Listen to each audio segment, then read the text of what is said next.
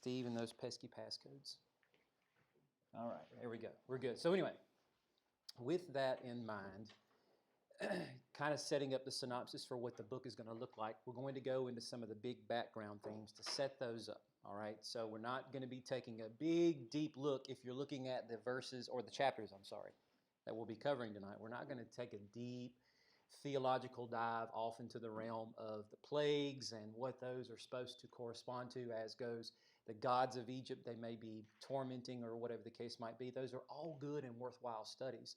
But the purpose of this is to, again, give you those parameters, something of those guideposts, so you can understand a lot more of the deeper intent behind the author's approach, which, of course, we're understanding that Moses is that person, but at the same time, we have some good evidence in various places that he might not be the only hand in shaping these books and helping us understand how this narrative is to flow to better project what the story as goes the long term throughout the rest of Tanakh. Tanakh is the actual Jewish term for the entire compilation of the Old Testament. So this narrative really is something of a small microcosm that is projected in a much larger frame throughout the rest of the Bible. Those are things that we want to pick up on now. And of course, the expectation is not that anybody's going to grab this on the 1st, the 10th, or probably the 50th reading. The hope and anticipation is that as little things are picked up on in between those readings, that when we get the chance to go back and we appreciate what we've already seen, we can add to that, okay? So this is meant to deeply enrich and hopefully, maybe if it's done appropriately, leapfrog your ability to understand these texts more so perhaps than what you've been able to over your time in reading. So with that,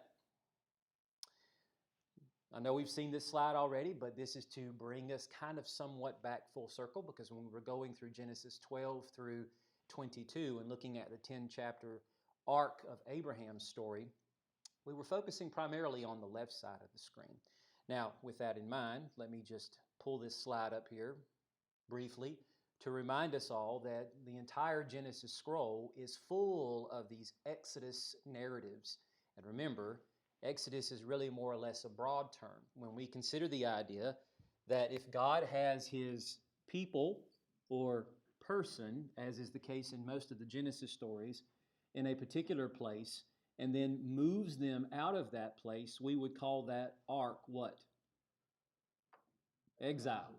Don't be afraid to throw it on out there. Just shout it. You don't have to whisper it. Anyway, and then when he moves them back from wherever it is that he has sent them, no matter how brief or prolonged that period might have been, when he moves them back to the place where he intends for them to be, then that ark would be called a what? An Exodus, that's right. So with that in mind, it's setting us up for a much grander movement with respect to what the second book in Torah is actually called, that being the Exodus, all right? But going back to this slide, we're not going to focus so much on, as we already have, on the Abraham ark, but looking at the fact that it prefigures what was going to happen in the larger context of what was pronounced in Genesis 15. To recall that, we go back to that spot when Abraham asked that question, how will I know that I will own any of this? I don't even have a child yet. All I can say is that I have this servant, and I'm going to have to pass everything off to him. And God doesn't answer that with any firm reassurance of, I'm going to give you a son. He doesn't really talk to that. He tells Abraham to gather some animals, he sacrifices them. The day lingers on into the twilight hours. Flies, vulturous birds and whatnot are descending on the sacrifices. He falls into a deep sleep, and God answers with this very prolific vision that starts with Abraham in great darkness, feeling the sheer terror of God's presence upon him, seeing how God is going to deliver his people through some sort of exile that they're going to have to suffer. And again, Abraham doesn't have a child yet, so he certainly has no people. And God is saying that these people are going to move to a place that's not theirs. They're going to be oppressed in some horrible manner, apparently, because God is going to bring judgment upon whoever that nation's going to be. Well, we are at that point in the story now. We see who they are. We finished the Joseph story last week, and we saw under the good, formidable circumstances that God brought the people down into Egypt. But we understand the story isn't supposed to end there. Now, if we were reading this text the first time through, like we had never picked up a Bible before, and in no way, shape, or form were even remotely familiar with these stories, we would be left, hopefully, if we've paid attention to the details, with this cliffhanger at the end of Genesis 50 of, okay, it's wonderful that God has blessed these people as he has in reuniting a lost and presumed to be dead son who has been separated, exiled from his family for 20 plus years. And now in a almost resurrection style, God has brought that son who we saw alive the whole time, but his father up in Canaan thought he's dead, and for all his brothers know, he's dead. And we've seen how through repentance and remorse, God has restored a family. And of course, we have this beautiful picture of how God is assembling the concept of what this kingdom that he said to Abram was going to become of his family, what was their future ahead of them, and how they're supposed to bless the nations. We get a picture of that by Joseph being God's king and this Messiah-like figure that's delivering them from an all-consuming dearth of famine that's affecting many, many lands.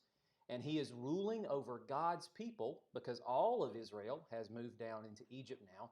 He's ruling over the nation of Egypt as well because Pharaoh was the only one who was greater than authority or in authority than he is. And of course, the famine has affected many lands outside of Egypt, not just up into Canaan, presumably west and south as well. So many peoples have come to seek refuge in Egypt and to partake of the grain that they have to offer. And so here is a picture of what this kingdom that's going to bless all these families of the earth is supposed to look like. A microcosmic synopsis that's only going to last for a brief period of time until, that's the cliffhanger. How is God going to get them back to the land of Canaan? And why would they want to leave Egypt? When you have what you have there, living in the best of the land, the famine's got to end at some point, 7 years. When that happens and they resume their planting and harvesting cycles, and of course these people have brought livestock down there, and in this very short period of time, their livestock have prolifically made more of themselves. And of course, multiplied is what I meant to say. And of course, the same thing with the Hebrews. Within 4 generations, we have hundreds of thousands of them, again, in the best of the land. When you have that circumstance that you're living in, why would you go back to a place that you have vague familiarity with, virtually no heart connection with, because nobody that you know ever lived there?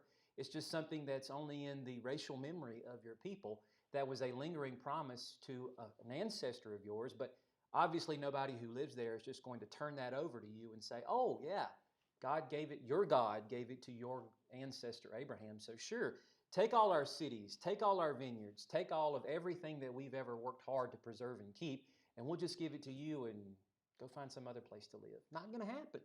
But God is going to turn the table such that it makes the situation so repulsive to them that now this is what they seek. And we've seen that through the story arc of Abraham in Genesis 12, when at the beginning of that, he got the call to go and leave his land, the land of his ancestors, go to a place God would show him.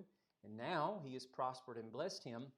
Over the years, it perhaps took him to finally get to Canaan. And then when he gets there, before Genesis 12 is over with, he winds up in Egypt.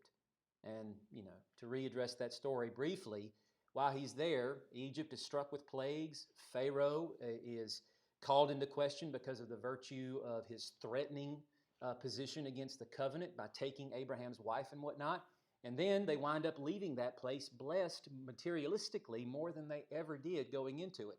And that is what we'll see over the course of this 14-chapter arc with respect to the book of Exodus. All right. But the language does actually have deeper connections. We are supposed to be paying attention to these hyperlinks.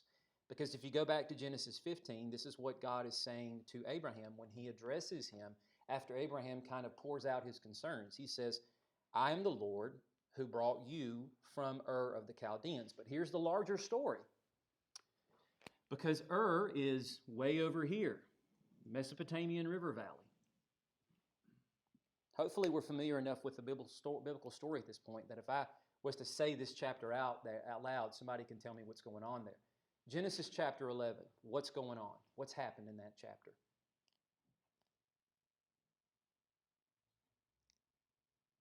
It's okay. Any idea at all? Nothing? Okay. Tower of Babel. So God has basically put the nations in an exile status. And because of the fact he's confounded their languages, they're moving off into many different places. Generations have passed. And now Abraham, in the heart of all of that place at Ur, near the ground zero, if you will, of where this actual exile moment transpired, God is taking a man who had been an idol worshiper for the almost 8 decades he's been alive at this point, and he is calling him away from this exile to lead all the rest of the nations in reconciliation back to God. Obviously, it's not meant to happen in his lifetime. It's a phasic thing that's going to take centuries and many generations to be fully realized. But that's what we're supposed to be hearkening back to, is the idea that God has begun an end to this exile through the exodus of Abraham away from that, okay? And then when God meets his people on the summit of Sinai and opens up the context of Exodus 20, and of course this is way far forward in the story and won't be a part of what we'll cover tonight, he tells them, nearly verbatim, I am the Lord your God who brought you up out of the land of Egypt. At this point in the story, at the end of Genesis 50, moving into the context of Exodus chapter 1, and granted, a couple of generations have passed, situation has went from really super awesome, we're the rock stars of the land, to they hate, loathe, and despise us, and they've taken nearly everything away from us. We're the scum of the earth to them, and they are using us as expenditures to get whatever it is that they want, basically, and be able to accomplish. So, with that in mind, Egypt has now, but basically from the beginning of the story, but certainly at this point, Egypt is a place of, starts with an E, ends with an E, got a couple letters, exile. Egypt is a place of exile. And now that God has, in Exodus 20, brought them out of Egypt, he has started the process, obviously, of bringing them out of Egypt. The Egyptian phase at that point is over with, but the Exodus itself is not fully complete. So it's important for us to make sure that we're seeing those things, because it connects the story of Abraham and that microcosm of his Exodus and this story together to help us understand God repeats these patterns for a reason. So that way, when we get to the much larger picture of what Jesus is doing in the New Testament, it is of no surprise to us. Any more than it is when we go from Genesis 50 to Exodus 1 and we start to pick up with this Exodus story, we're like, yeah, I totally see that. I've seen all these little Exodus movements that we flashed on the screen here in Genesis a minute ago, and because I picked up on that, it's not surprising that God is going to do such a thing to bring these people out of a position or place of chaos and into the realm and place of blessing. And what is the intent of him blessing them there? So that he can say, well, everybody else left me, but I have you. And me and you and me, well, we're just going to live in sweet harmony with each other for the rest of eternity, but not so much with everybody else. No. It comes with some stipulations, and more importantly, it most certainly comes with an intended agenda in mind, which has far-reaching implications for the New Testament. All right.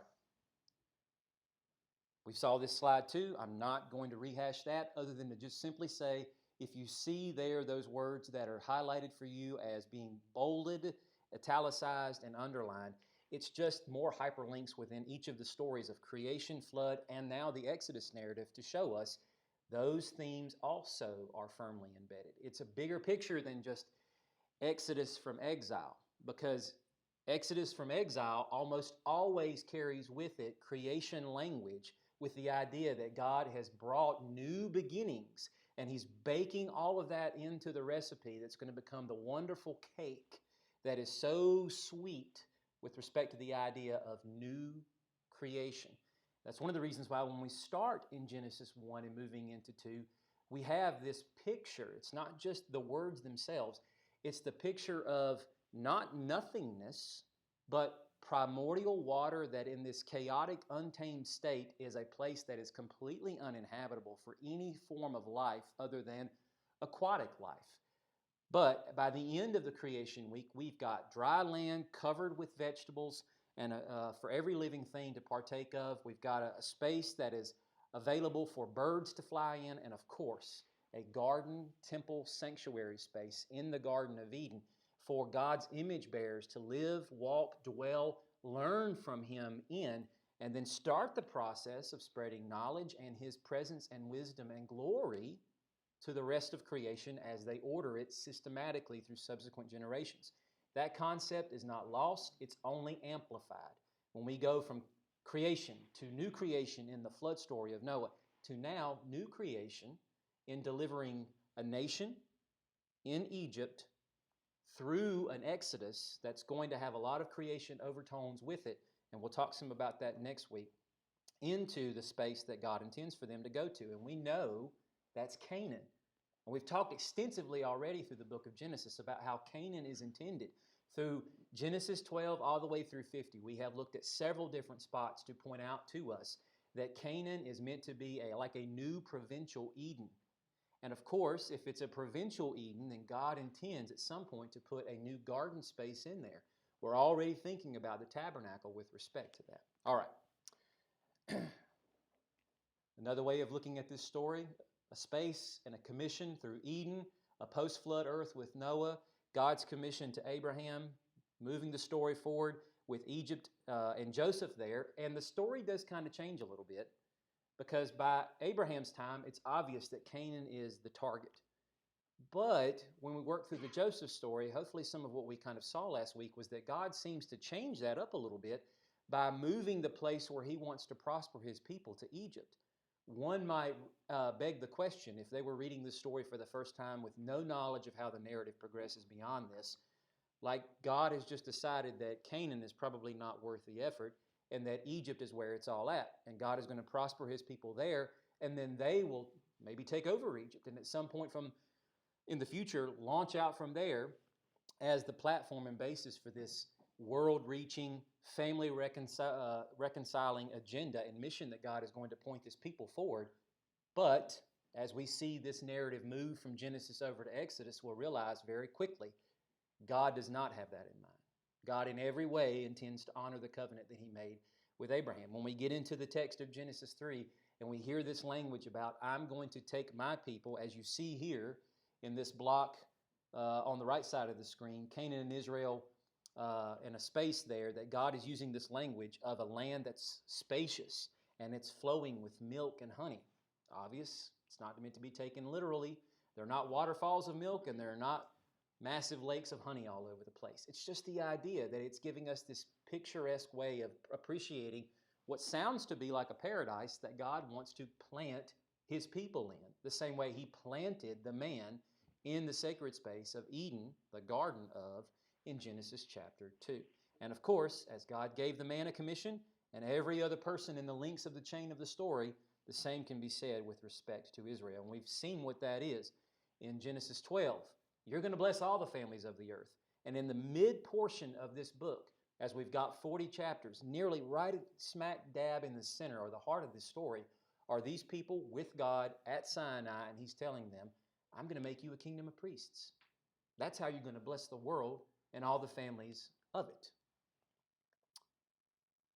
And just to take a brief look, I don't want to spend a lot of time on this because this will be a chance for you to explore these themes later on, but just to kind of cast something of a vision for you as to understanding how this story has such a prolific and profound effect on so many other stories in Scripture. Consider this. As God talks about planting His people in, well, I should say it's Moses speaking about how God is going to plant His people in the psalm, the very first psalm that's given to us in Scripture, after the crossing of the Red Sea, and now the Egyptians have been drowned and their bodies are washing up on the shore. Moses leads the entire congregation in a song, and he mentions that God, toward the very end of that song, is going to plant His people on the mountain of His choosing. Well, when we get to a place like Psalm 80, consider how hundreds of years later, the psalmist writing this particular passage is using that very story to fill us up with the imagery of what it is that he is wanting to convey through the psalm by saying, you dug up a vine from Egypt. You drove out the nations and you planted it. You cleared a space for it. It took root and it filled the land. What does that mean? Who's the vine from Egypt that he dug up? Israel. And when he drove out the nations and planted it, what nations is the psalmist referring to? the inhabitants of Canaan. That's right. And consider the garden language here. He plants the vine now. It's as if to say, you have a big old briar thatch outside your house, but you want to turn that into a beautiful, lush, very appealing to the eye garden. And obviously you're going to have to get a little violent with cutting out the weeds and, of course, all those nasty briars. Dig up the roots to make sure none of that stuff comes back and doesn't compete with the seeds of all the beautiful flowers and bushes and whatnot. You want to fill and occupy that space. So you're going to have to really tear down to the soil level and get that stuff out of there so that you can plant what you want, and the intended outcome is what you get.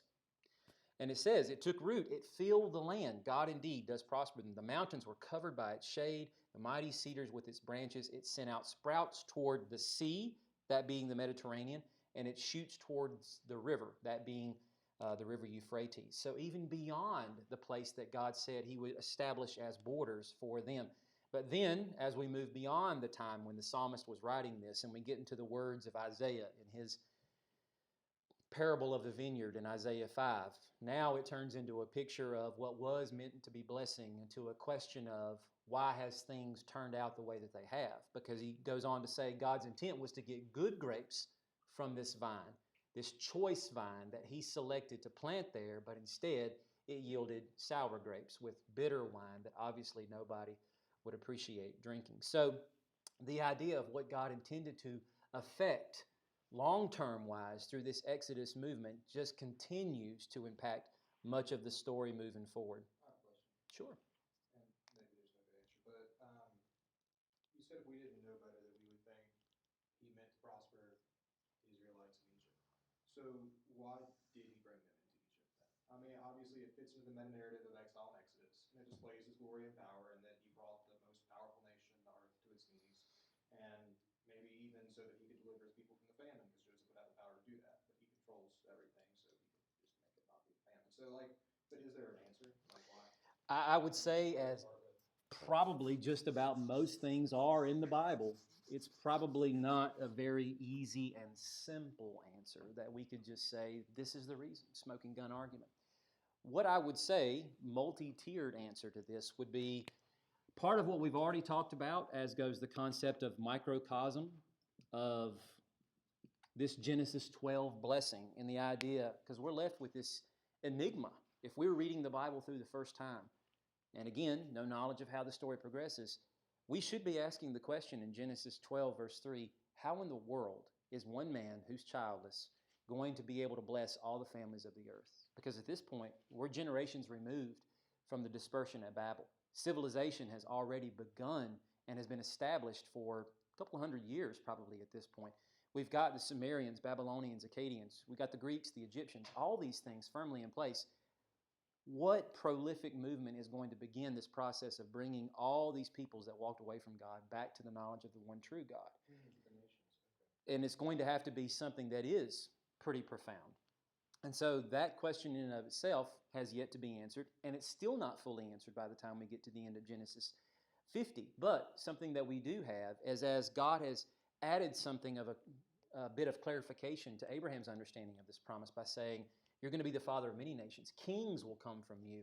So now it's become a bit more complex than just the idea of family. It's going to have a hierarchy to it. There's going to be a kingdom in place. And what is going to be the agenda of this kingdom? Is it for the sake of just simply starting a new people? There's already plenty of peoples out there. Why do we need a new people? Well, what are these people going to do? That promise with an agenda attached to it from Genesis 12:3 is deeply embedded in this concept of a promise of kingdom and kings that were being given in Genesis 17.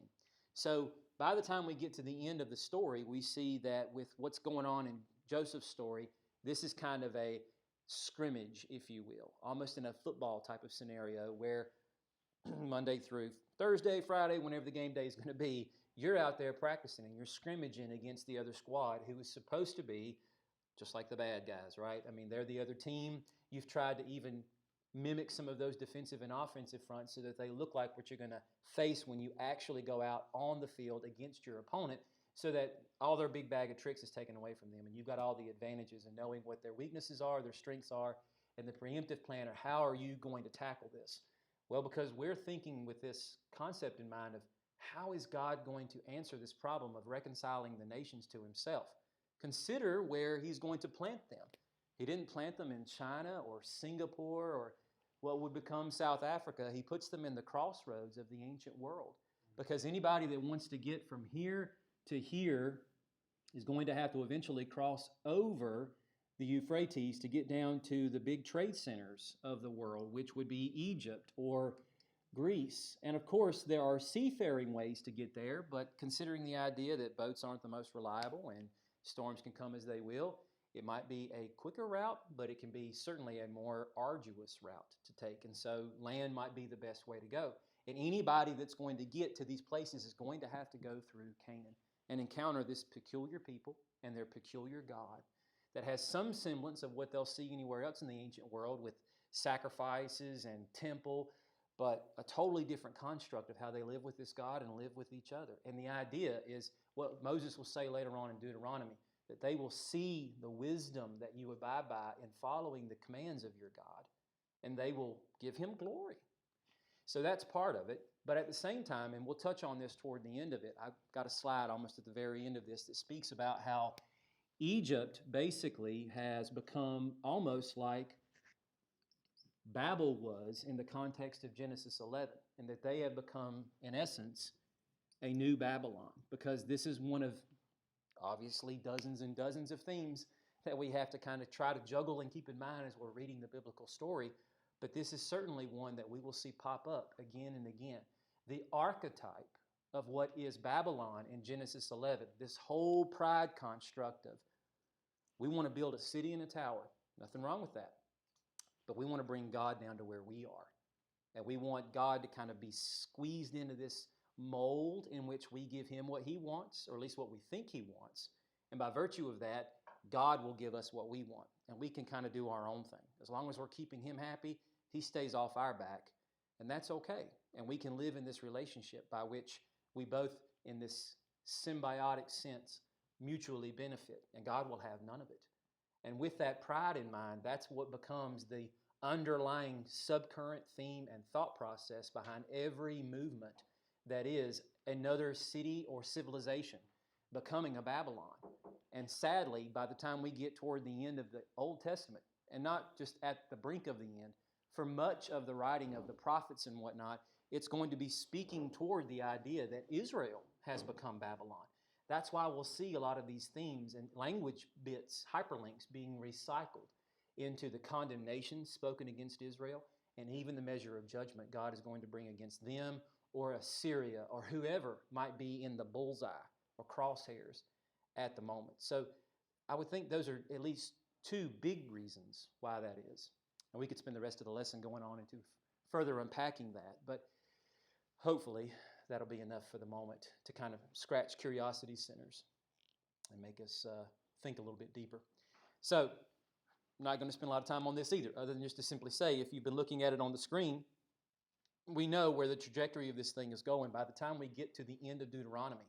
Moses, in a way, kind of gives Israel a vote of no confidence. And the concourse of chapters 31 through 33, he tells them, as God even confesses to Moses, these people are a stiff-necked people.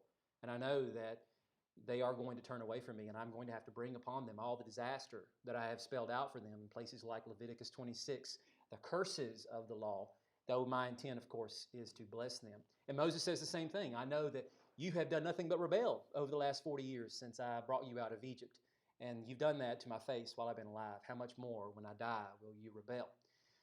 So it leaves us longing then for the concept of yet a new Exodus, a greater Exodus that is yet to come. But the point in saying is that this is, again, built into the cake and part of our understanding of why this is such a dynamic story that is meant to be firmly grasped here in the book of Exodus, because if we don't really try to mine it for as much as we can moving forward, there's going to be a lot that we miss out on, especially when we come to places like the New Testament. This is part of the discourse, or I should say the sense of discordance, and by that it just means brokenness, sense of disconnectedness that exists in our time between our favorability and our sense of attraction to the New Testament, because it speaks to us in so many different ways that is comforting, challenging, but at the same time comforting. And of course, the way it's written, it's way more understandable and reader-friendly, let's just use that term, than much of the Old Testament narrative. But when you look at this construct, this is just about how every one of the Gospels are constructed. They all begin with Jesus ministering in Galilee. The only exception might be John's Gospel that gives us a little bit more of the upfront of what Jesus was doing before his Galilean ministry. But then when you walk through the rest of Jesus' journey, you can almost see how it in some way mirrors, parallels, or directly alludes to some major aspect of Israel's wilderness journey before eventually they wind up going in to conquer the land. Just to give you a few examples, when Jesus is baptized at the Jordan River, we've got to know there was a strategic reason why John in the first place chose that spot. Not because there aren't any places around in Israel to go baptize people. Remember, when you look at the Gospel of John, there are pools all over the place inside Jerusalem, these ritual mikvah baths that either are used by the Jews or may have pagan ties, but they are pools nonetheless that people can be fully immersed in. Why the Jordan River? Because of its deep sense of significance and symbolism in Israel's story. After all, the Egyptian phase of the Exodus ends when they cross through the Red Sea. But the Exodus obviously isn't over yet. They got another 40 years of wandering to go. It wasn't intended to be that way, but it is. And it will take Moses' death and Joshua's appointment as his successor to lead them into the land. And that's where the conquest begins. And of course, the exile itself ends when Joshua takes them over the land and they eat of the produce and the manna stops because now they've arrived. And now it's time to enjoy the process of being planted and producing the fruit of what God intends to bring forth from the vine. John bringing them back to the Jordan is saying, hey, 1,500 years ago when we first got here, we've really kind of screwed it up since we walked into this place. And now Messiah is coming because I'm the voice of the one crying in the wilderness. Prepare the way for the Lord. Make his path straight. He's right on my heels. So when that time comes, your hearts better be ready. We need a full-on renewal and a commitment to the covenant relationship that God called us to 1.5 millennium ago. And then when Jesus steps into the Jordan, it's not a coincidence that his name in Hebrew is pretty much the same as the guy who waltzed through on dry land when the Jordan parted and the conquest era begins. And it's not a coincidence either. By the time we get to the end of Matthew, Mark, and Luke's gospel, where does the story end? In Jerusalem. And what has happened in Jerusalem? An epic old Western style showdown between the good, the bad, and there's a whole lot of ugly mixed into that. But ultimately what it results in is the clashing of two ideals of kingdom. And while it seems like the one who is the rightful king, who came in Zechariah 9 style on the back of a donkey and bringing peace to the city of peace, is the one who sadly, within a week, is crucified on a cross in the most humiliating possible way a person could die. And one might think the story's supposed to end there, but we know it doesn't. 3 days later, he's the one that emerges victorious, and not to the death of all of his enemies, but to their conquering by virtue of the fact that his disciples will continue the effort. And by the time we get into the Luke Acts narrative, not only are we going to see the gospel going to the nations to conquer the nations the way that Israel was supposed to when they got planted in Canaan, but even many of Jesus' detractors in parties like the Pharisees and the Sadducees come to be people of faith. They too are conquered in the process. So, in other words, this whole Exodus arc that goes from the book of Exodus all the way up through Joshua, basically, has a lot to do with the structure and design of the New Testament gospel story. In fact, it doesn't stop there. Even when you look at the Apocalypse or the Revelation itself, there's a whole lot of Exodus imagery baked into that. I mean, consider this. When John, in his opening doxology, says, "To him who loves us and has set us free from our sins by his blood and made us a kingdom of priests." I flashed a verse for you on the screen a couple of slides back when God said in Genesis 15, "I am the Lord who brought you up from Ur of the Chaldeans." Exodus 20 says the same thing. And then from that, I passed on to what was the agenda of God saying that. He says this to Abraham to say, "I want you to bless everybody." And then he says this to these people, "I'm going to make you a kingdom of priests," in Exodus 19. John's pulling directly from that. Exodus language in the very opening verses of the book of Revelation. Not to mention when you get to the breaking down of the seals, the trumpets, the bowls, almost every single one of those plagues are virtually that. It's taking from each of the Egyptian plagues in their different sequences or phases and throwing them into a blender and dumping it out on the land or the earth, if you will. And of course, much of the language embedded even in the second and third chapter with respect to the messages sent out to the individual churches. I'll give you one example. To the one who conquers, I will give some of the hidden manna. Why an allusion to the manna? What was the manna for them in the wilderness? Their sustenance, their provision. It was the bread sent directly from the Lord that they were supposed to trust in, that He would provide for them every single day, not take more than they needed, and of course, not take any on the day of the Sabbath, walking in the wisdom and counsel of the Lord's word and His covenant command to them. Same thing here with respect to Jesus' message to that church that it's being given to. All that to say, we need to pay attention to this story, because if we don't, we are cheating ourselves with respect to understanding the rest of it. All right, this is the last of my review slides before we finally get into some text and read some Bible tonight. We saw this last week, but it's important to reiterate it because, as I said last week, this is giving us something of a payoff now that we talked about it in the Joseph story. Just to reiterate, when we are introduced to the Joseph story, we are told that Joseph, of course, not in a good relationship with his brothers, is about to be sold into slavery. And when this process ensues, we have a traveling nomadic band of Ishmaelites/Midianites who are peddling their wares down into Egypt to be sold. And we are told that they are carrying the key ingredients of gum and balsam and resin, or some translations may say myrrh. We identified last week how these are the key ingredients to making embalming fluid. And from there, we built the case that Egypt is pictured as the realm or land of the dead. We don't need to unpack that again tonight. But in recognizing that, because this story with the Exodus begins with the movement down into Egypt. We've stayed there now for a couple of centuries, and now it's time to come out. That whole synopsis and picture of Egypt certainly has not changed. If anything, it's only gotten profoundly worse. So, Egypt, land of the dead, and if we think of that, considering the idea of what's going to happen when the Egypt phase of the Exodus is over with, it is nothing short of a full-on picture of being delivered from death.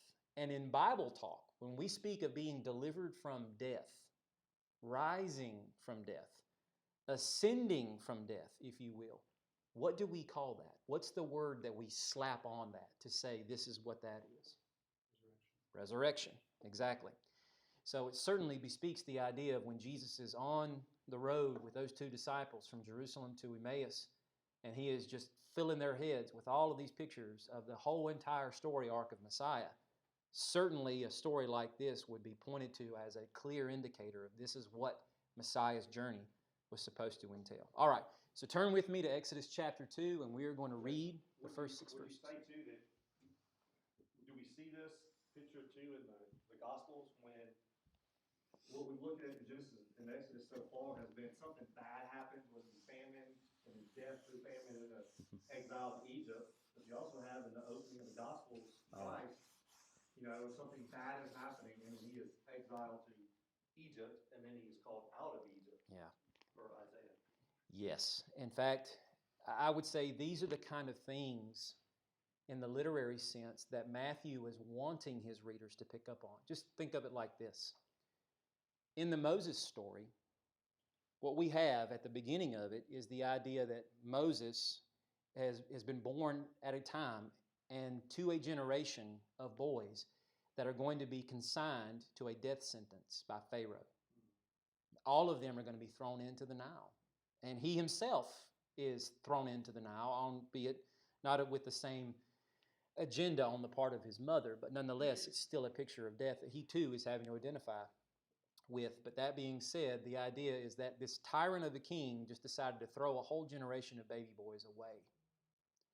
When we get over to the Matthew story of Jesus and his birth narrative and so forth, what do we have there but a tyrannical king who decides once these wise men do not deliver the intelligence he was hoping to use them for, to pinpoint the child and hopefully make this as least confrontational as possible, but nonetheless execute a rival claimant to the throne, winds up wiping out a whole generation of boys in the tiny town of Bethlehem. But this king is not ruling in Egypt. This king is ruling in Jerusalem, the city of the king, the messianic descendant from David. And where does the Messiah child wind up retreating to by virtue of the word of the angel that comes to Joseph, the dream bearer and interpreter, to go to? But Egypt. In a sense, is as if to say the tyrannical king that was Pharaoh in the Egypt Moses story is now the tyrannical king in the Jerusalem Herod story, part of Matthew. And that Jerusalem, symbolically, has become tyrannical and the realm of the dead, like Egypt is in the Joseph through Exodus story. That's how rife this city is with sin and, of course, the usurpation of all of the system of worship and governance that was supposed to make these people peculiar to the world. But if anything, they have become more entrenched in idolatry and various other things. So yeah, I would say those things are super important for us to get when we think of why does Matthew give us this whole sequence of Jesus going down into Egypt when Luke, the only one who bothers giving us a birth narrative after that, mentions nothing of it, because that's the story Matthew, the most Jewish of the gospel writers, is wanting us to capture. He is basically recapitulating the entire story arc of Israel being delivered from Egypt, on their wilderness wandering into the promised land, the conquest era, even all the way up through the monarchical period. You see a lot of these things. Basically, it's as if to say he's taken the entire Old Testament, squeezed it down, and stylized his story of Jesus after that entire sequence. It's a lot there, a lot. In fact, there's an article by Peter J. Lightheart. It's about, I think, a 20 or 25-page read that does a really good job breaking down just the salient points of how Jesus pretty much enters into just about every one of these major story sequences and where that happens in the gospel itself. Be more than happy to share that with anybody that's wanting it. So Exodus 2, verses 1 through 6. Now a man from the family of Levi married a Levite woman. The woman became pregnant, gave birth to a son. When she saw that he was beautiful, she hid him for 3 months. But when she could no longer hide him, she got a papyrus basket for him and coated it with asphalt and pitch. She placed the child in it, set it among the reeds by the bank of the Nile. Then his sister stood at a distance in order to see what would happen to him. Pharaoh's daughter went down to bathe in the Nile when her servant girls walked along the riverbank. She saw the basket among the reeds, sent her slave girl, took it, opened it, and saw him, the child, and there he was, a little boy crying. She felt sorry for him and said, "It's one of the little Hebrew boys." Now down to verses 11 through 15. Years later, after Moses had grown up, he went out to meet his own people and observed their forced labor. He saw an Egyptian striking a Hebrew, one of his people. Looking all around and seeing no one, he struck the Egyptian dead and hid him in the sand. The next day he went out, saw 2 Hebrews fighting. He asked the one in the wrong, "Why are you attacking your neighbor?" Who made you commander and judge over us?" the man replied. "Are you planning to kill me as you killed the Egyptian?" Then Moses became afraid and thought, "What I did is certainly known." When Pharaoh heard about this, he tried to kill Moses, but Moses fled from Pharaoh and went to live in the land of Midian and sat down by a well.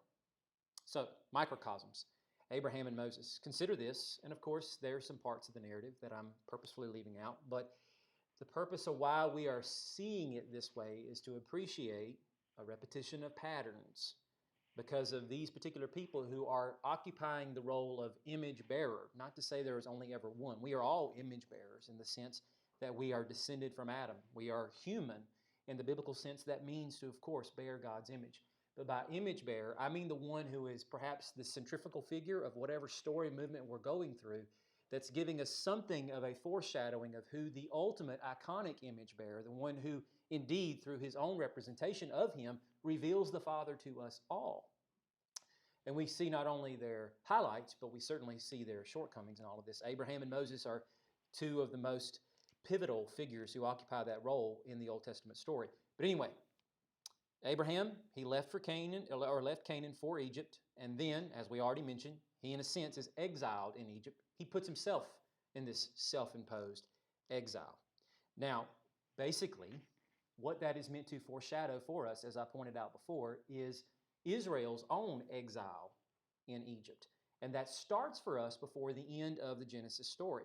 Now, in between those segments, separated by quite a bit of time there, from when Jacob is taking the family there and when Abraham was experiencing the events of Genesis 15, as I already referenced, God appeared to him in Genesis 15 and he predicts the exile that's going to ensue in a country that is not their own. And of course, we will know that to be Egypt. So Abraham experiences it before Israel themselves as a people, his own descendants, will experience it.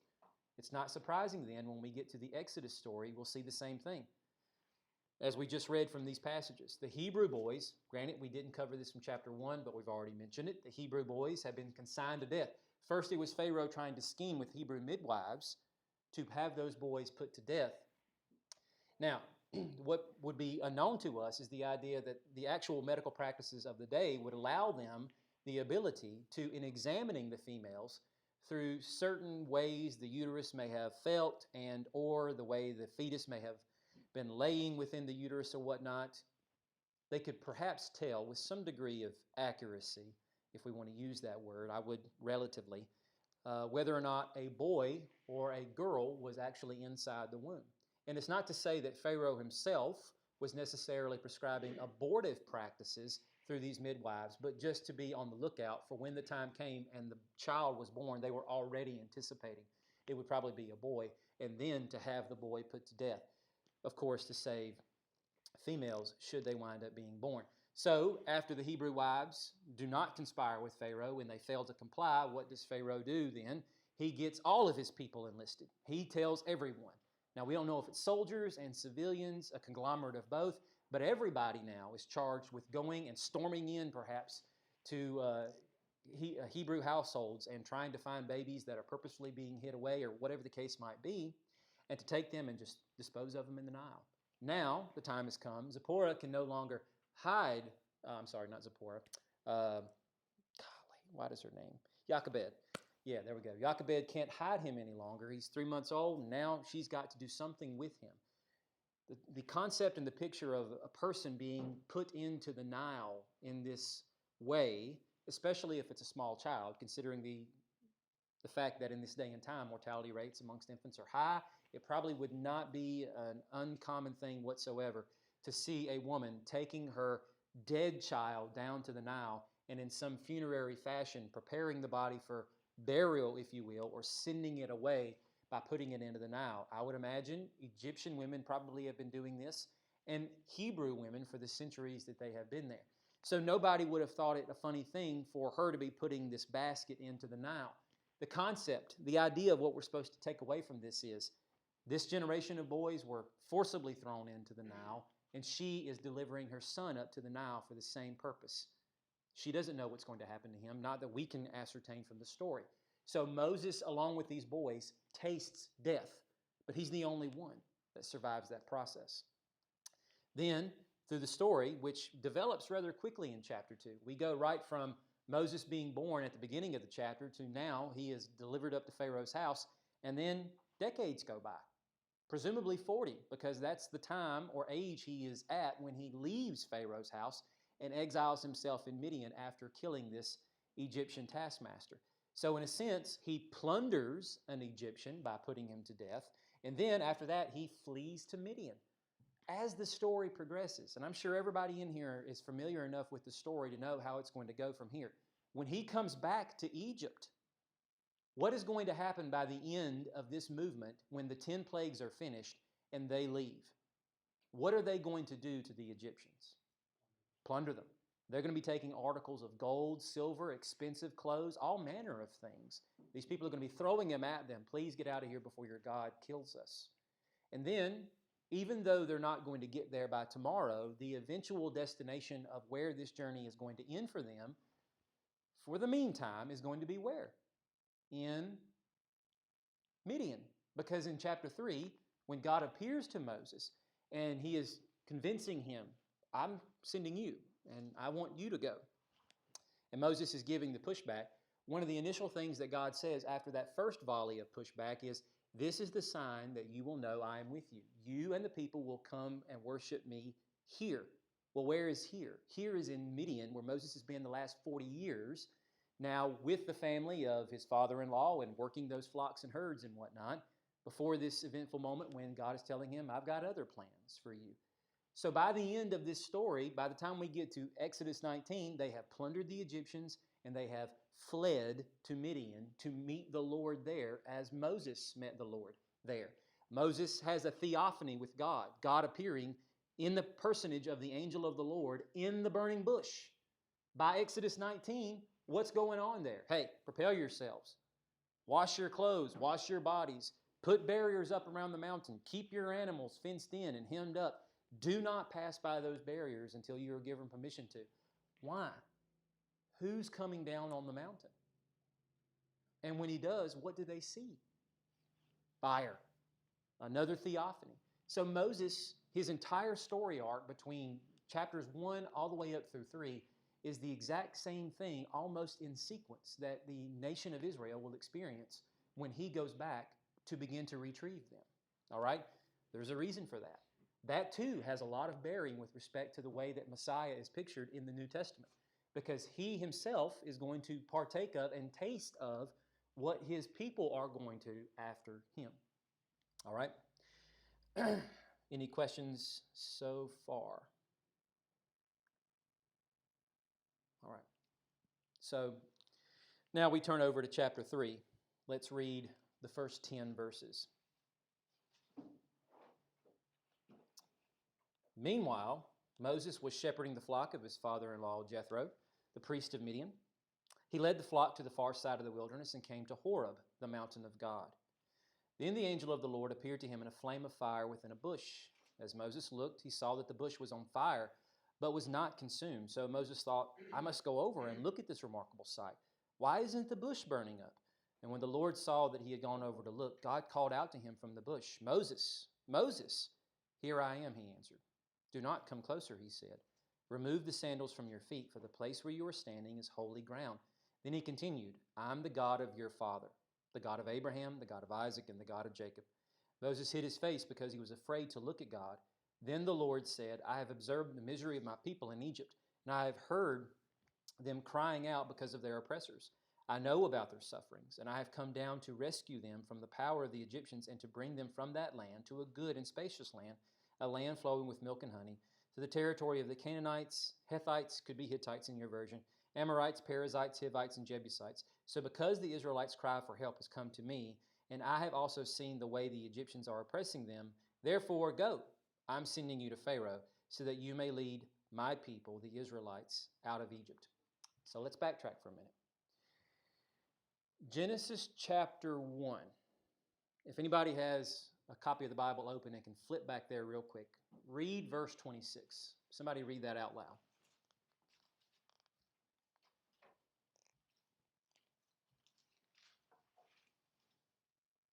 And God said, let us make man in our image, according to our likeness. Let them have dominion over the fish of the sea, over the birds of the air, and over the cattle, and over all the earth, and over every creeping thing that creeps in the earth.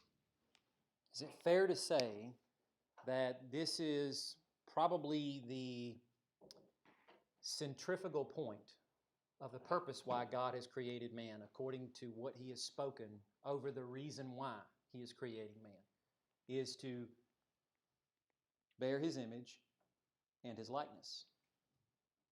This becomes a point of impact for us as goes interfacing with the text, defining what does that mean, because God does not define this for us here. He is expecting, as we continue to hold on and cling to every word of the narrative as it moves forward, to flesh this out. And he is going to help us see. But it's not a simple construct or answer. It is multi-tiered, multifaceted, and has lots of different angles. The way a prism, when it's bouncing the rays of light that come through it, off of it, onto the ground or whatever it's projecting on, and you get multiple different angles and multiple different colors from the spectrum. It's the same concept, okay? So, as we looked last week in the Joseph story, talking about imaging Messiah and even some of imaging God, we need to unpack that a little more here. Does anybody find it funny that when God begins this speech, he's introducing himself to Moses, presumably never having a dialogue with him before. And then he says, I have heard, I have seen, I have come down. I'm going to rescue them.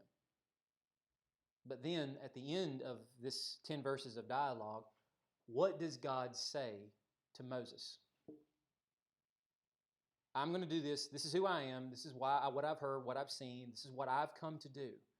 If you stopped there, it would make it seem like God is going to be the one leading the procession, as if to say he's going to manifest himself in some visible, tangible form and go engage in a battle royale with Pharaoh in Egypt. And he's going to be the one to deliver these people out of there, draw them out of Egypt, deliver them into this good, spacious land and whatnot. But he ends in verse 10 before Moses has the chance to respond by saying what? Go. You go.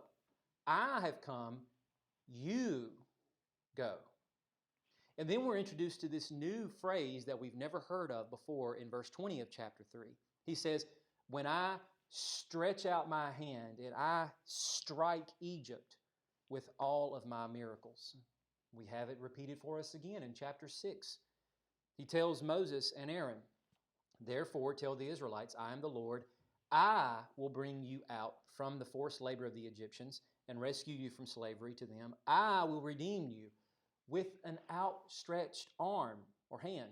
Great acts of judgment. But yet, who is it that he has sent? It's Moses. Now, we could easily surmise, well, of course, Moses is representing God. That's the point in and of itself, is yes, that Moses is representing God. Moses is not God. But curiously enough, there are going to be plenty of times in this narrative moving forward that the lines of distinction between God and Moses kind of get a little blurred in some cases. If you're something of an outsider looking in, meaning any of the other common people of Israel, or even any of the other priests, because Moses will take on a role and a position and have privilege that no one else will. There will be things that happen to Moses that, for all intent and purpose, never happens to anybody else in this entire narrative until we get to Jesus. And it definitely creates more of a concept of what it means to image God. He even tells Moses, I will make you God, right? To Pharaoh. Exactly. It's so astute that you actually point that out, because that's part of what I think I have here on the side of the screen. I don't know. I've got it somewhere. But either way, yes, very good that you pointed that out. And it's not then coincidental at all when we consider the idea that when we actually get into the unfolding of the plagues from Exodus 8 all the way through 12, again, you'll see many times over the Lord saying to Moses, who is God to Pharaoh, and Aaron his prophet, he tells him, Aaron, stretch out your hand, or stretch out your staff over the rivers, or stretch out your hand over the dust, or toward the heavens, or whatever the case might be. There's a reason why almost in every single one of these plagues, with the exception of one or two, we have the purposeful mention on the part of Moses in saying the one up front, it's Aaron. But then when we get past about plague 3, it's all Moses from that point on. And he is the one stretching his hand forward. And it, of course, crescendos when we have that moment when they're standing there on the western edge of the Red Sea. They're crying out, the Egyptians are coming after us. We are doomed. You have led us to our graves, basically. God tells Moses to do what? It's not the Charlton Heston 10 Commandments or Prince of Egypt, in 2 seconds flat, the waters themselves part. It's a process that goes all night. We'll touch on that next week. But nevertheless, point is this outstretched arm is the means by which God is delivering them. But what they see is Moses. What they see is the representation of God. This too has great bearing with respect of what the New Testament narrative is all about. Consider the poem that Paul gives in Colossians 1, considering who Jesus is and the idea that he is the iconic image. He himself bears the likeness of the invisible God. But we are supposed to be sanctified and transformed into that image. So therefore, this whole speech that in dialogue that's going on in the whole New Testament breakdown of the writings of the apostles with respect to what it means to be conformed to that image is this concept right here. Not that someday you're going to wake up after you've, had a good night's sleep and then you're going to spend 30 minutes in prayer. And when you get up from that and you go try to shave or brush your teeth or whatever, that your face is shining so brightly you can't even see your reflection in the mirror kind of thing like Moses had going on. I'm not saying that. But hopefully it's starting to make a little bit more sense and have a little bit more clarity attached to it with respect to the idea of what it means in this biblical story, developing the concept of imaging God. There's that verse I was looking for that you were alluding to, Warren, right there, Exodus 4:16 through 17. He will speak to the people for you. He will serve as a mouth for you, and you will serve as God to him and take his staff in your hand that you will perform signs with. All right, verse 12 of Exodus chapter 3. Here's another thing that we got going on. Does it seem funny to anybody that God wants to constantly meet people on mountains? I mean, the story of Scripture itself, we might not take this away from Genesis chapter 1, but when we go to Ezekiel 28 and we get the little extra tidbit of information that Ezekiel provides us with, this is what's going on there. Now, whether the garden itself was actually on a mountainside may be open for debate, but it seems like that's what's being suggested. And nonetheless, the description of it throughout the entire biblical narrative is more consistent with this idea that Eden is a paradisal sacred space on a mountain that God had planted there and put the first humans in. That is what we called earlier biblical cosmic mountain cosmogony. It's not my name or not my term. I didn't coin that. It's just a fancy way of saying how we order the cosmos as goes ancient Near Eastern understanding that is deeply reflected in the Bible. But in that scenario, we have God and his glory in the garden, his image bearers, he establishes covenant with them, he is meeting with them to impart wisdom. Fast forward to Genesis 8 and 9. Ark lands, we talked about that. Ark lands on the mountain range of Ararat. This is where they get out of the ark at. They're already starting on a mountainside. And God gives them the same mandate and covenant promises that he did to the first pair of humans. Be fruitful, multiply, fill the earth. And then Moses, or Noah, I did that, didn't I? Noah fully understands his role is to basically be the new king over the earth because God says, I have given everything and placed everything under your authority. They are literally under your feet. And one of the first things he does is he offers up a sacrifice in building an altar. Now we move that story forward a little bit further and we get into this construct. We're not quite there yet, but we know from the promise of Genesis or Exodus chapter 3, God is going to bring this people to this mountain. And so when they are all gathered there, what do we have but God meeting on a mountain? Why a mountain? I mean, why didn't he just march them straight on into Canaan and have them there and then meet with them in this I don't know what the word would be, but anyway, this theophanic way, I'm just going to try to say that, theophanic way that he does in Exodus 19 and 20. Why didn't he do that in Canaan? Why to this barren place where there's literally nothing but desert all around and sparse shrubs for the animals to eat, that he literally has to crack open rocks to be able to bring water out in torrential rivers to water everybody, both man and animal? Because this is how God is setting up the story. He already has. And it certainly is not coincidence that before Moses dies, he tells them there's going to be a place that God will choose and he will hang his name there forever. Where's that? What city will that become in the heartland of Canaan itself? Jerusalem. And Jerusalem's a mountain. So we see this pattern developing here because all of these find their basis in Genesis chapters 1 and 2, and it's reaching back toward this ideal state that helps us understand God wants to dwell with man. And not just a particular people, everyone. And when you get to a place like Isaiah 2, in the latter days, the mountain of the Lord, meaning Jerusalem, will be elevated above all the hills. What does that mean? That God is literally going to raise the elevation that Jerusalem currently is now to be higher than Mount Everest at some point? Or the idea that throughout the ancient world that is the Near East of this time, that every place you'll find an altar or a shrine is pretty much on a hill or a mountain. And it's no different for this nation who has their tabernacle/temple on a mountain. Granted, the tabernacle is never on Jerusalem, but eventually the temple gets there. But in every other place the tabernacle was actually constructed, it's something of a hill or a high place. But then, the highest point that they have in the land of Israel itself, being Jerusalem, is where the Lord will have his temple constructed. It's to speak to the idea that it becomes the most significant of worship sites in all the world. Why? Because from there, knowledge of the Lord will flood out toward all the nations. It's reaching back toward this ideal. So verse 12, he answered, I will certainly be with you, and this will be the sign to you that I am the one who sent you when you bring the people out of Egypt, and you will worship God at this mountain. All right. Now, let's get into a little bit of imaging Messiah, crushing the serpent. So, reach with me to chapter 4, and we'll read the first 5 verses. Moses answered, what if they don't believe me and will not obey me, but say, the Lord did not appear to you? The Lord asked him, what is that in your hand? A staff, he replied. Throw it on the ground, he said. So Moses threw it on the ground. It became a snake, and he ran from it. The Lord told Moses, stretch out your hand, grab it by the tail. So he stretched out his hand, caught it, and it became a staff in his hand.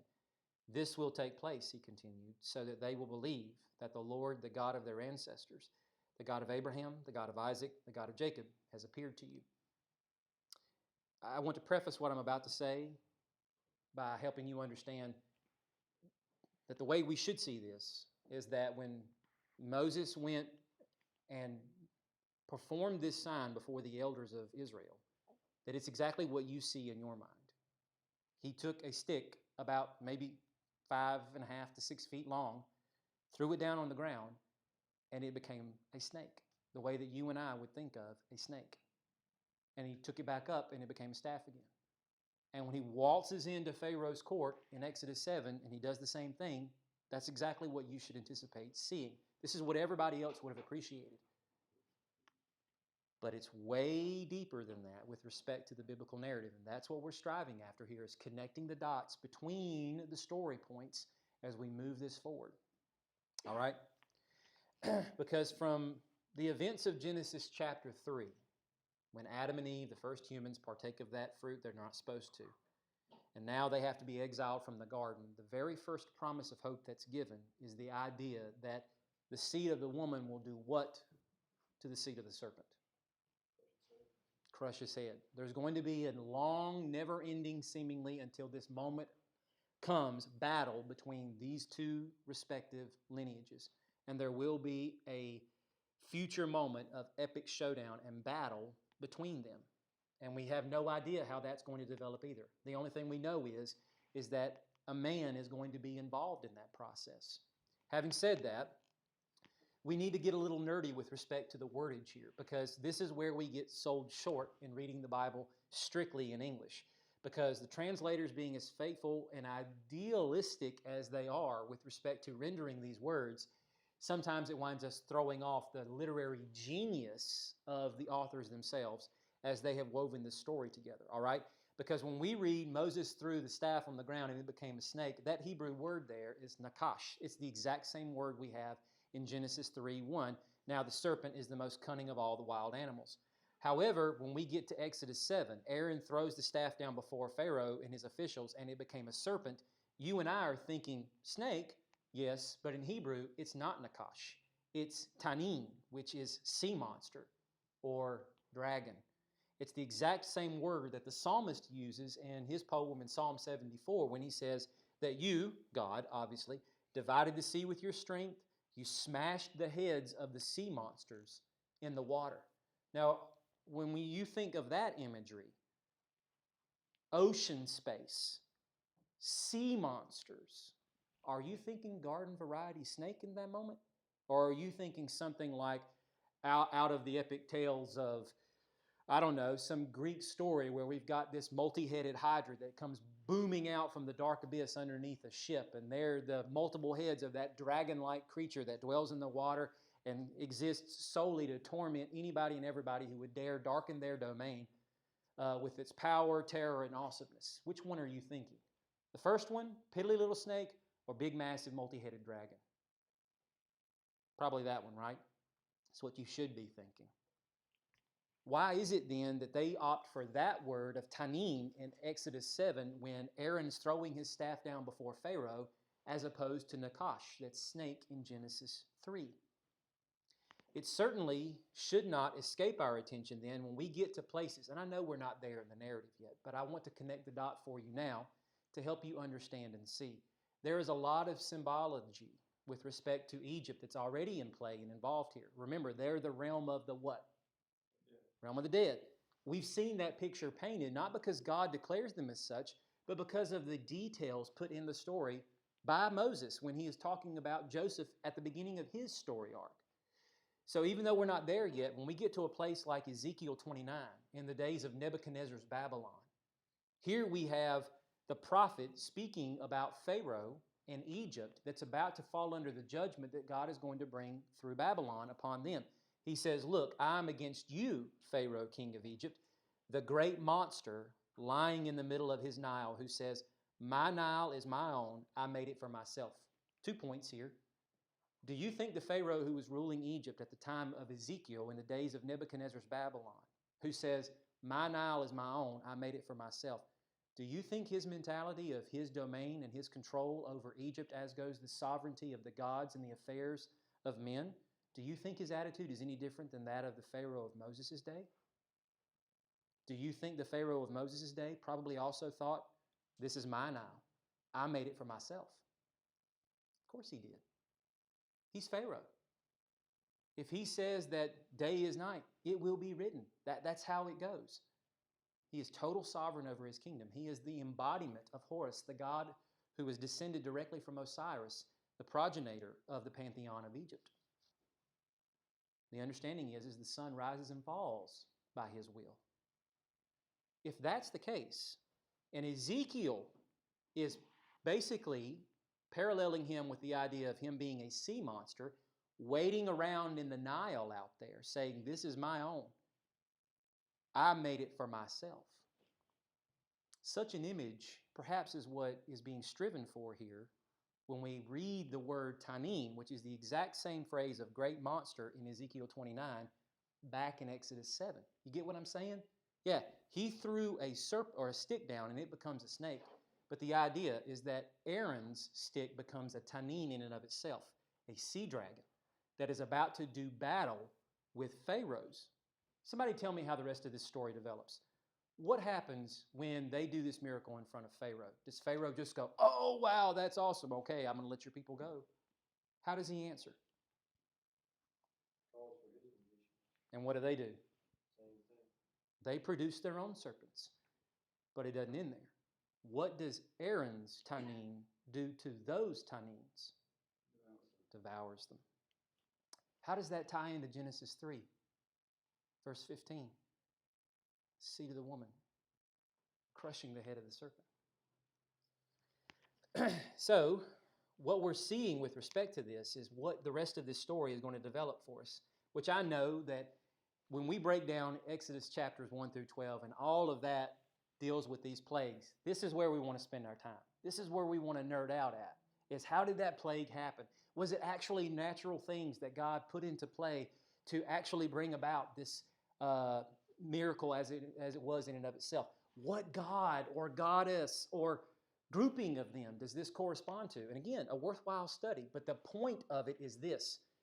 God's judgment arc is not so much against the gods in the foreground as it is against the representation of those gods, who is embodied in who?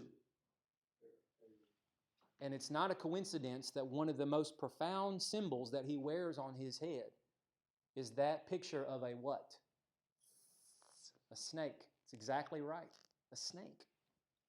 So when we start with this, what we'll see with the breakdown of every one of these things is exactly what God promised would happen when he told Moses, I'm sending you back to that land. But Pharaoh will not just walk away. He will not roll over, play dead, and let these people go. I will harden his heart, or he will harden his heart towards you. There's an interplay with respect to that. Now, before we get into this, I don't have the chance really to break it down to any significant detail beyond this, but there's a grouping of these plagues, all right? And with respect to that, we've got the first one with Moses going out to meet Pharaoh, and then we have Moses and Aaron, or either or, going perhaps into Pharaoh's palace. And then we don't have any interplay with Pharaoh. It's just Moses and Aaron doing something away from Pharaoh, perhaps. And that's how this is repeated over and over again through 3 whole cycles until we get to the 10th and final plague. All right? Now, after the dragon incident at the top right of the screen, what's Pharaoh's response? His heart's hard. He did not listen to them as the Lord had said. He saw this sign. He walks away from it thinking, I know not this God, and I do not have to bow my knee to him. We move beyond that with the very first of the plagues in Exodus 7:15. Go to Pharaoh in the morning. But notice this. Go to him in the morning when you see him out in the water.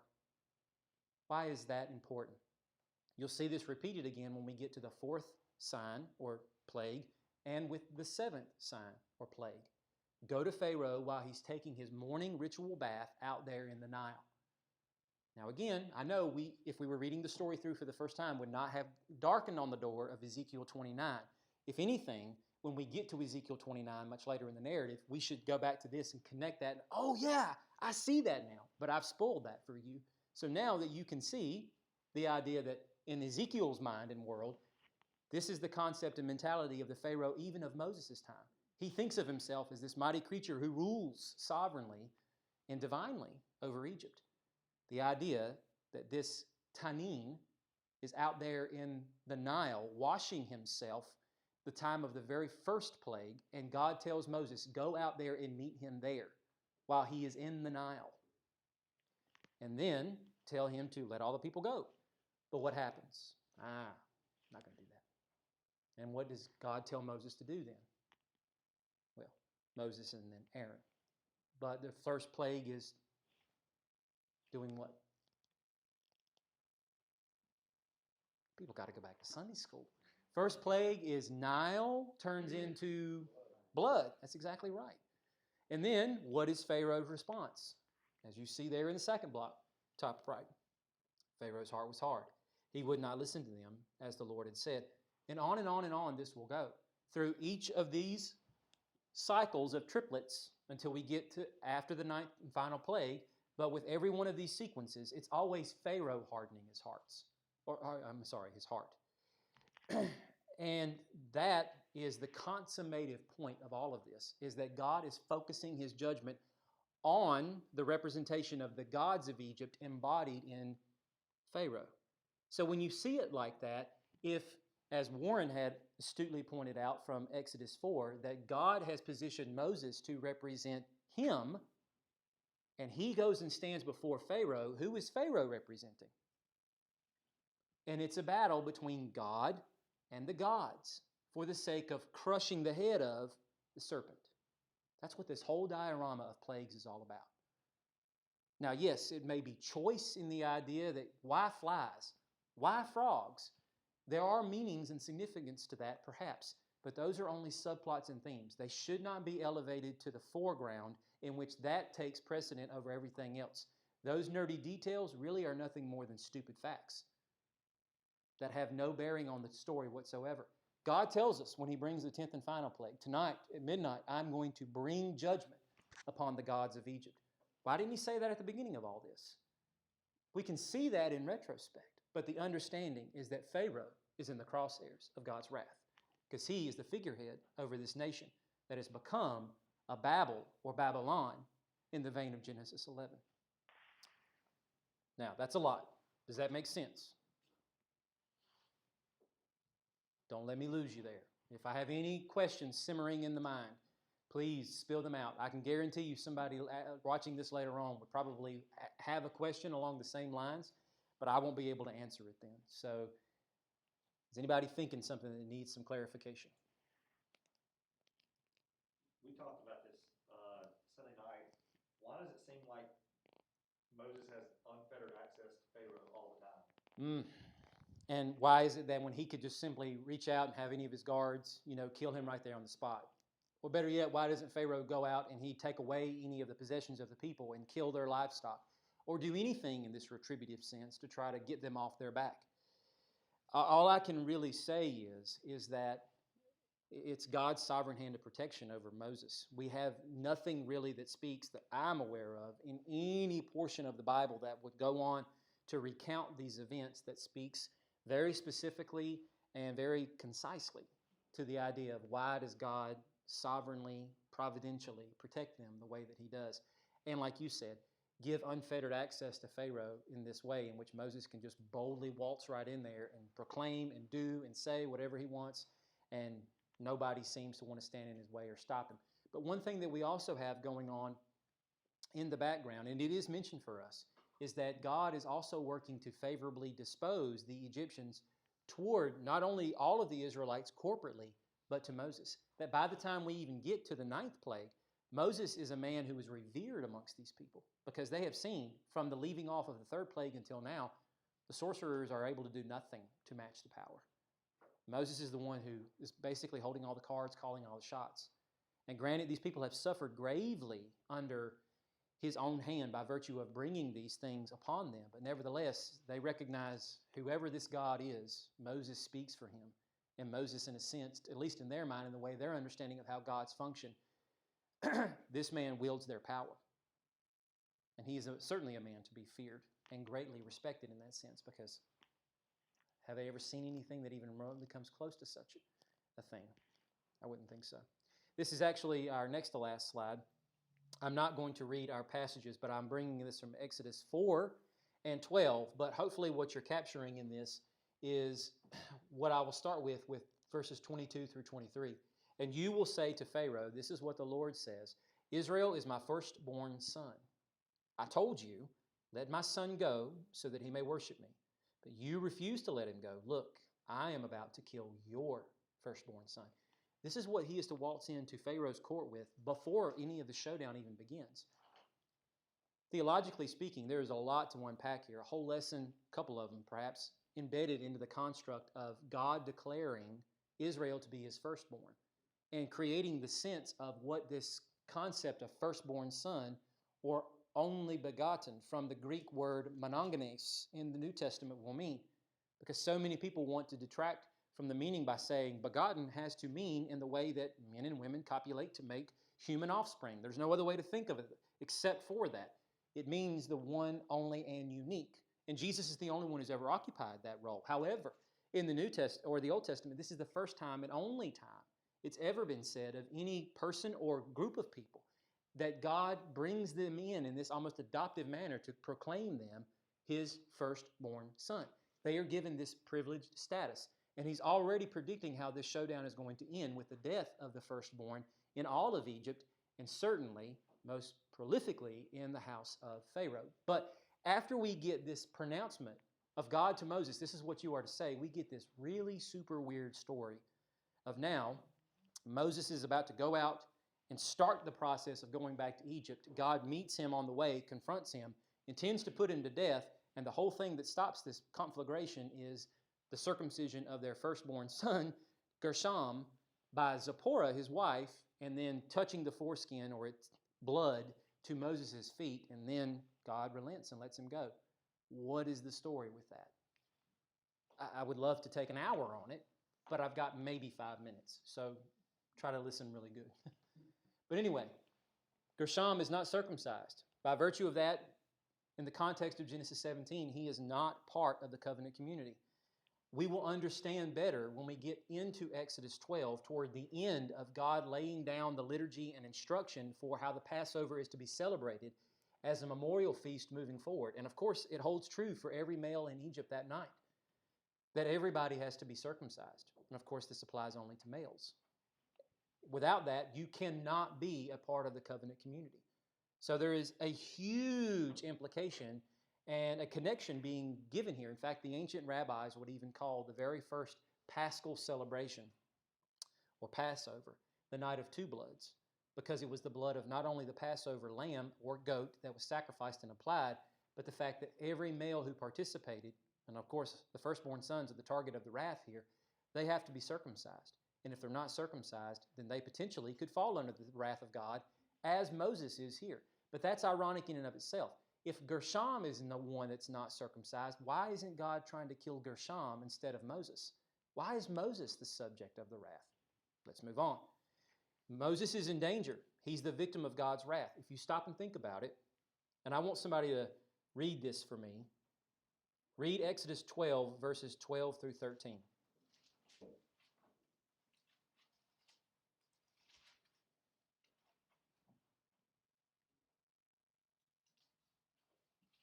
Exodus 12, verses 12 through 13. For I will pass through the land of Egypt that night, and I will strike all the firstborn in the land of Egypt, both man and beast. And on all the gods of Egypt I will execute judgments. I am the Lord. The blood shall be a sign for you on the houses where you are, and when I see the blood, I will pass over you, and no plague will befall you to destroy you when I strike the land of Egypt. Why does he say, I will pass over you instead of pass over the firstborn? Why does he say no plague will fall upon you rather than the firstborn?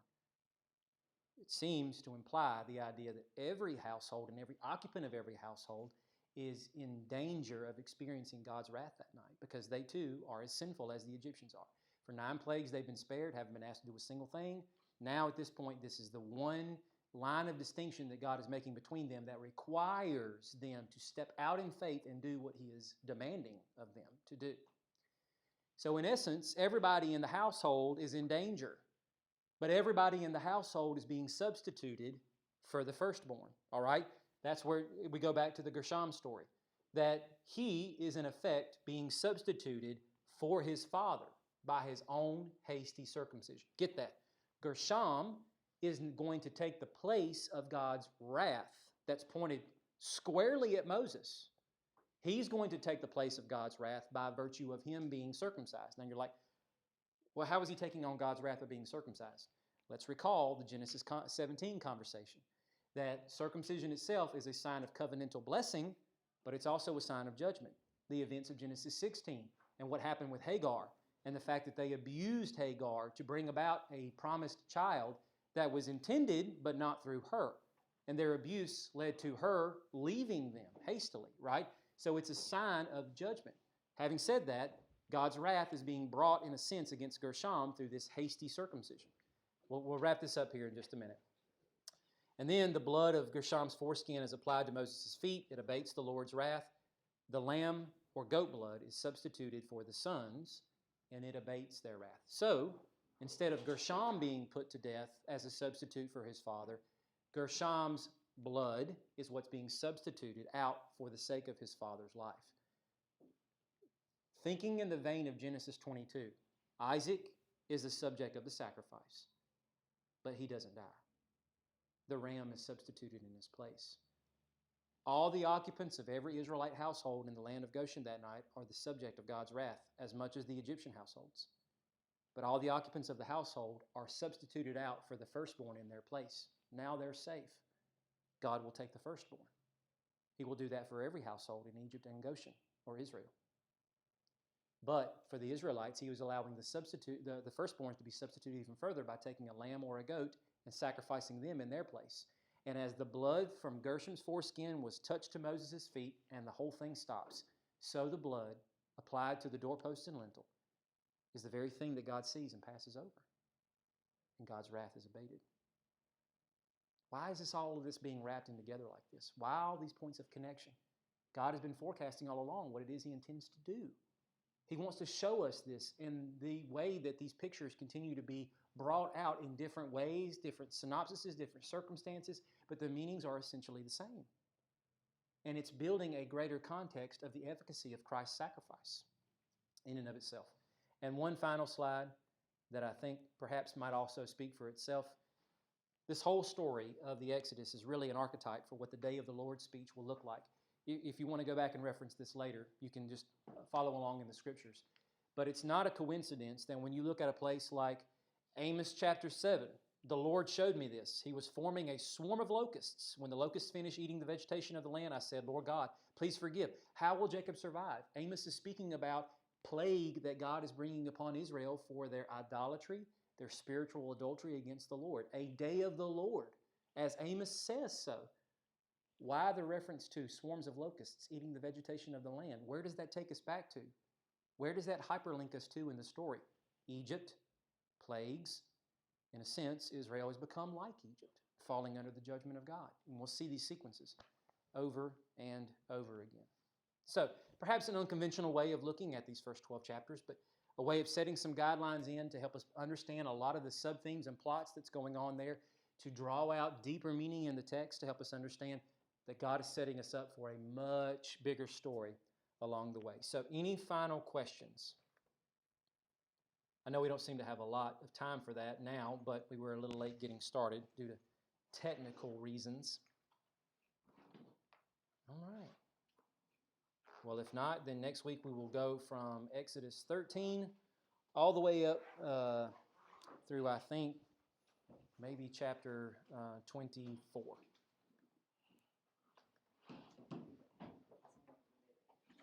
Huh? I said, I don't think we'll be able to do it. I saw Exodus 1 through 12, and I thought,